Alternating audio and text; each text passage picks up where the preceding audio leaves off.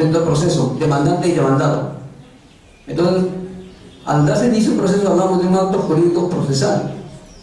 ¿Ese acto jurídico procesal se da un acto jurídico? No, porque no hay autonomía privada de voluntad.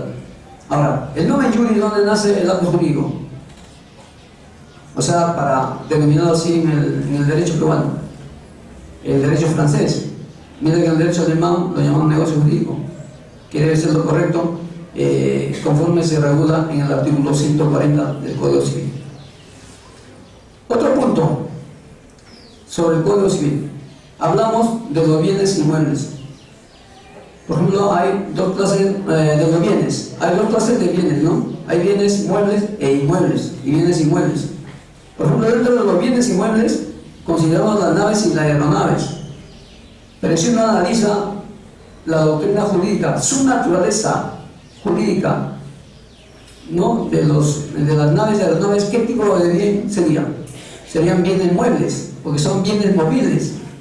Entonces, uno se pregunta, ¿y por qué la norma, por qué nuestro Código Civil lo regula a las naves y aeronaves como un bien inmueble? Porque la norma lo dispone, así se llama. Porque el derecho, la doctrina, para el derecho, para la doctrina, para la teoría, las naves y aeronaves son bienes muebles. Pero para el Código Civil es un bien inmueble. Entonces, siempre eso ha sido la discusión. Pero ahorita, ya hace aproximadamente como 10 años, está supuestamente en revisión una reforma del Código Civil, que ya no se van a denominarse ya bienes muebles ni inmuebles, sino se van a denominar bienes registrables y bienes no registrables. ¿Para qué? Para sanear esta parte de esa discusión de lo que se habla de las naves y aeronaves como bienes inmuebles. Ahora, en segundo lugar, vamos a desarrollar brevemente el tema por los 25 años de la Convención Internacional de Derechos del Niño. Entonces aquí nos vamos a referir específicamente a un tema, a un principio fundamental. Ese principio fundamental es el interés superior de la niñez. Yo no podría decirlo interés superior del niño, porque el niño es masculino, pero sí de la niñez. Lamentablemente en nuestro país algunos jueces todavía no están capacitados en resolución de conflictos familiares y ni mucho menos aplican al resolver un conflicto este principio fundamental, que es el interés superior de la niñez. ¿Qué quiere decir el interés superior de la niñez? Describe el interés, cuando hablamos del interés superior del menor, describe el bienestar del niño, es decir, dónde el niño se va a desarrollar, ¿no?, íntegramente. Ahora, si hablamos de eso, ¿a qué nos referimos? ¿Esto cuándo surge? ¿Cuándo surge? Cuando hay disputa los padres, dicen, no, ¿qué pasa? El niño no es un objeto, el niño es un sujeto de derecho. Entonces, cuando va a resolver un juez la tenencia de un menor, debe aplicar correctamente este principio del interés superior de la niñez. ¿Por qué? Tiene que verificar dónde se va a encontrar bien este menor, es decir, el bienestar de la niñez. Pero sin embargo en ese país no se aplica eso. Ahora, hablamos de la Convención Internacional del Niño. La Convención Internacional es una norma de aplicación obligatoria en el Perú. ¿Por qué? Porque está ratificada por el Perú. Este tratado es un tratado ratificado por el Perú el año 90. Por eso es una norma de aplicación. O sea, los jueces tienen la obligación de aplicar esta norma. No es necesario que vean vacíos en la norma interna, que es el Código de los Niños y Adolescentes. Ahora, este principio fundamental, que es el interés superior del niño, por ejemplo, en la Convención Internacional de los Derechos del Niño, está regulada en el artículo 3 de la Convención. Y en nuestro Código de los Niños y Adolescentes está regulada en el artículo 9 del título preliminar del Código de los Niños y Adolescentes. Ahora, ¿por qué me refiero a este punto? este principio fundamental. ¿Por qué? Porque lamentablemente hoy en día hay constantes conflictos familiares referentes a los niños y lo utilizan como un objeto al niño, y el niño ni siquiera tiene abogado quien lo defienda, sino demandante y demandante. ¿De quiénes son? Demandante y demandado, padre y madre o madre y padre. Ellos tienen sus abogados quien lo defienda, pero al menor, ¿quién lo defiende? Si estamos viendo el bienestar del menor, del niño o de la niña, entonces debe haber un defensor, pero lamentablemente ni el juez verifica correctamente ese bienestar, dónde se va a sentir bien el menor, en este caso el niño o la niña. Ahora, ¿por qué tocamos el tema?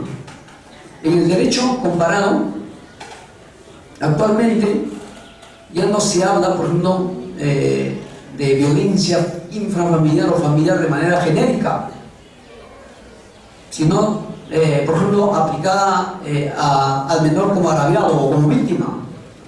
Sino hay otros temas modernos en el derecho familiar comparado, en el derecho del niño comparado, por ejemplo, el tema de la alienación parental.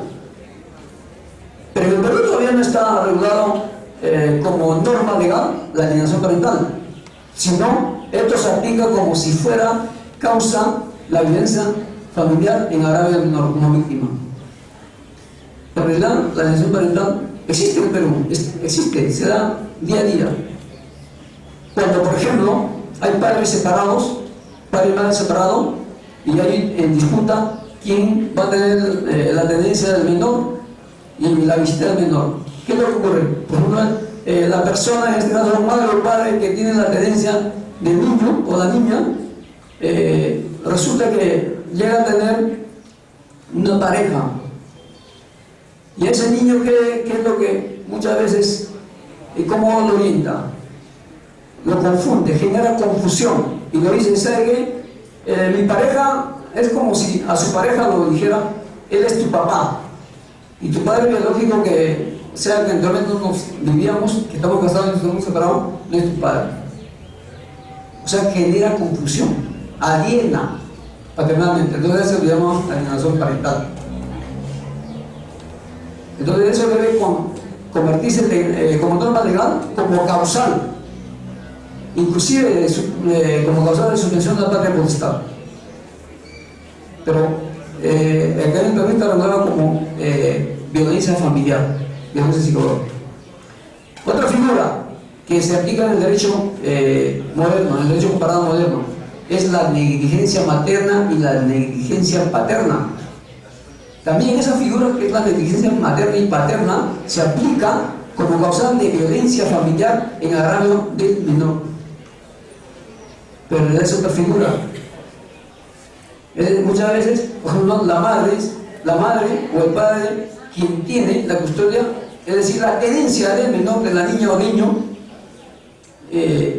cometen negligencia. Por ejemplo, muchas veces lo dejan al niño solo con el padrastro. ¿Y qué se puede generar? Causas de violación sexual en agravio del menor. Pero eso no se dan cuenta. Muchos jueces a la vez de un conflicto.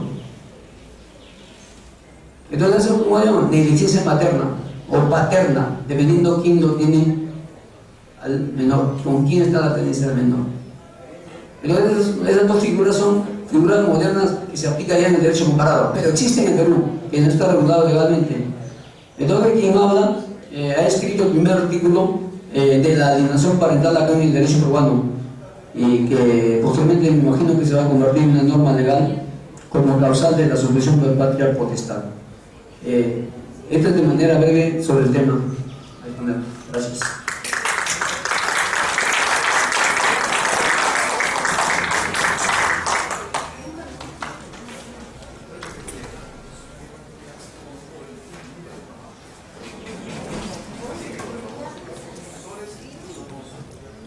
Quiero entregar en nombre del señor decano un diploma al doctor Santiago Yancay por la brillante participación que ha tenido esta tarde, y también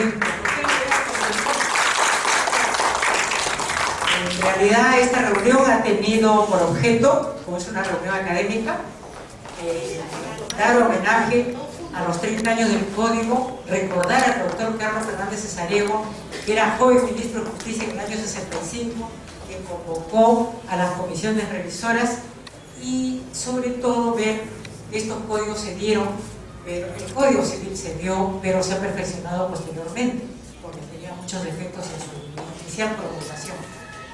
La Convención de los Derechos del Niño de hace 25 años, como se ha dicho, es un documento, un tratado internacional, mencionado por los plenos casatorios recientemente en el Poder Judicial como fuente para dar las sentencias en casos de familia, en casos de alimentos, en casos de derechos de los niños, y evidentemente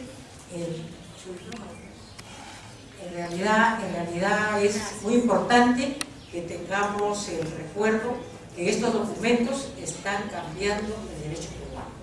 Es decir, el siglo XXI tiene nuevos derechos. Acá tenemos a una magistrada brillante del Poder Judicial, Margarita Rentería, por ser justa, claro, la tenemos siempre, pero ella con su vocación social siempre está de maestra.